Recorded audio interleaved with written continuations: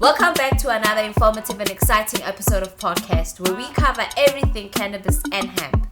If you haven't subscribed yet to our channel, please do so, as this will help us sustain our channel. And remember to cannabis responsibly at all times. Welcome to another episode of POTCAST. I'm sitting here with the king producer himself. Please introduce yourself.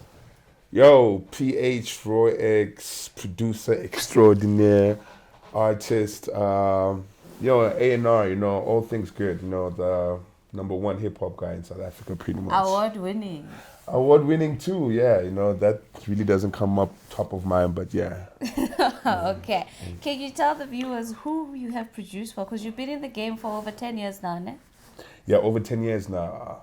I think the question will, who haven't I produced for? That'll be an easier answer. Okay then.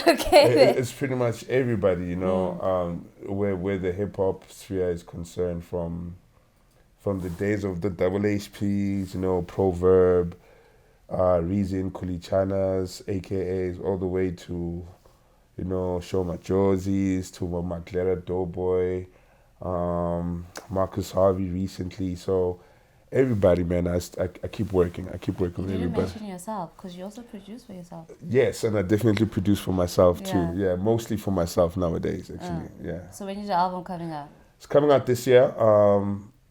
Planning on end of August, if not end of October. So depending on just clearing a couple of samples, but depending on how that goes. But definitely this year, before September, that's the plan. Looking forward to it. Yeah. So now let's talk about the cannabis plant. When did your journey start with the ganja plant? The journey started at high school. Yeah. I think it started, what you guys know is grade 11 and standard 9, I think, Yeah. I don't know when was the first time I smoked, but I know it was grade 9. I don't remember my first joint at all. I've smoked so much, I truly do not remember when was the first time I smoked, but I know it was high school. I remember a couple of, moments during that time, or maybe incidences from that day, from those days, like the first time I got high in school. Yeah, that really messed me up, Didn't do that again, So yeah, it's been since high school, man. It's from experimenting, being a young guy, being into music, weed is like in your face. So you hear about it so much that you're bound to experiment. Yeah. And what's your relationship now with cannabis? It's a really personal to a spiritual relationship. It's really part of my life, like everything in the world, you have to kind of, use it moderately, not just even love. You gotta work with it moderately. So everything that's out there, you gotta just, gotta time yourself with it. But in generally, it's been part of my life. I use it from a spiritual point of view, from a meditation and medicinal point of views too. Okay. You know what I mean? Because I try not to take a lot of medicines for small things like headaches and things like that. So that seems to help a lot. Yeah, so it's just really become a serious part of my life. Oh, okay, do you use it for creativity as well? Oh yeah, definitely. I think most people do. It does enhance your, your level of hearing and sense, your senses. It enhances your senses. It doesn't necessarily enhance your creativity, but it enhances your senses, which means you can pick up more things a lot quicker. You're attracted to, you attract a lot more sound to you a lot quicker than just in the general state. So it makes you concentrate, basically. It gets me in my zone. I wouldn't say concentrate, but gets me in my zone. It gets me in my zone because concentrating means I'm too, rigid on it. So it just gets me in my zone. It gets me in my musical, creative zone. And what would you say to the youngsters that believe that without cannabis, one cannot be creative? Like they have to have it in their system. I don't know who these kids are. I think the misleading situation comes from the fact that artists smoke all the time, and like I'm saying, there is a difference between working with weed and not working with weed. Just like if you do anything with weed and don't do it with weed, there is a slight difference, and that difference has to do with you personally as well, and also the kind of weed you smoke. Weed is not just weed, from indica to sativa. So those have different bearings. So you have to be able to know what you're doing. But creativity. I mean, creativity is part of who you are. Every human is creative. You know what I mean? People do a lot of things to get their creative juices up. Some people sing, some people pray, some people smoke weed, but it's not the basis of your creativity. I think, like I'm saying, is to get you in your zone, to be able to block out things, block out other thoughts that you might have. You know, if you're trying to be creative, you don't want to be thinking about your debts, your rent, and it helps block out all this kind of stuff. And then you should be more creative if you've blocked out things, not necessarily because of the weed, because your mental state is in a much better state. I get you. I hope they're listening, these youngsters.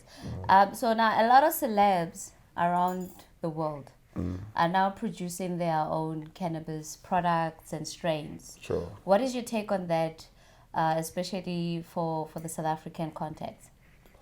I mean, I think go for it, man. I think, especially when it comes to America, maybe not too much South Africa as yet, but when it comes to America, a lot of people in America have been jailed for weed. You know, a lot of black men have left their families, kids are fatherless because a lot of their fathers are in jail because of selling weed. You know what I mean? So, and I think most of those guys, if you're not in jail, you're not doing sports, you're rapping.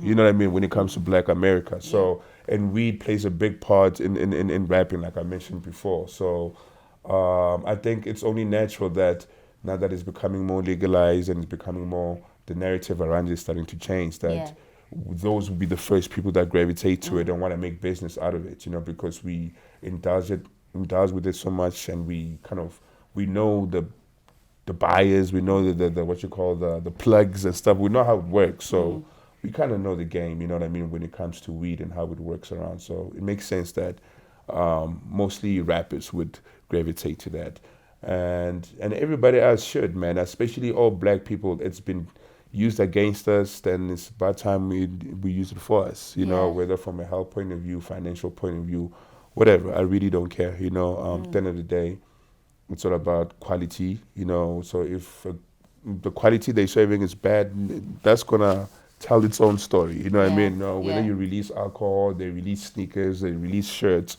quality tells the difference, you know, whether it lasts or not. So go for it. And that's what I was going to ask you next. What is it that you would like to see happening within the cannabis industry or entertainment industry regarding cannabis? I mean, I think when it comes to the entertainment industry, I think it's not much of a taboo as it's never really been too much of a taboo when it comes to within the industry. It's from outside perspective that look at weed as a taboo. So within the industry, when I'm talking the industry, I'm not talking about more the corporate side. I'm talking about the artists and the drummers, the videographers, everybody that works in the industry. I don't know very few people that don't use weed, you know. So I think the narrative there, it's always been a positive narrative, you know, when it comes to weed. That has to change from an outside point of view, you know, not just from people that look into music, just in general, you know, the narrative. So I don't know if I'm answering your question, but Are we going to be seeing a PH or X strain? It's a must, you know. I smoke way too much weed not to get a piece of it. Or something. No weed. I can see the rolling paper. Okay. I like to have my own. You want the flower. Yeah, but even rolling paper, man, and all those those are things that we can make money off. You know what I mean? Like whether it's crushes, whatever the case is. So yeah, I would also get into that too. Hair products. I mean, I would really like to get into things like that. You know, where it's not just smoking. It's more about the everyday use, whether it's hair product or lotion, whatever it can do. So I think that's a bigger market than just smoking, you know, when it comes to products. Yeah.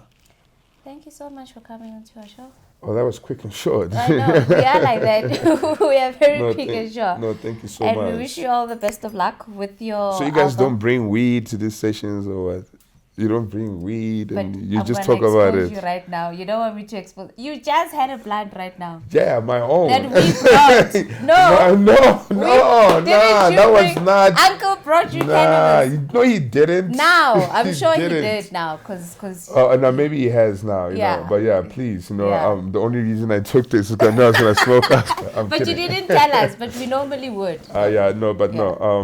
Thank you for having me, and I hope for the best for you guys. And I think this is a good initiative to help change the narrative. And I hope you guys, I wish you guys the best of luck. Thank you so much. We wish the best of you too. Peace. Remember to cannabis responsibly at all times, y'all. Yeah, boy. Thank you so much for watching. Please don't forget to hit the subscribe, like, and share buttons below. We would also appreciate your comments. And remember to cannabis responsibly at all times.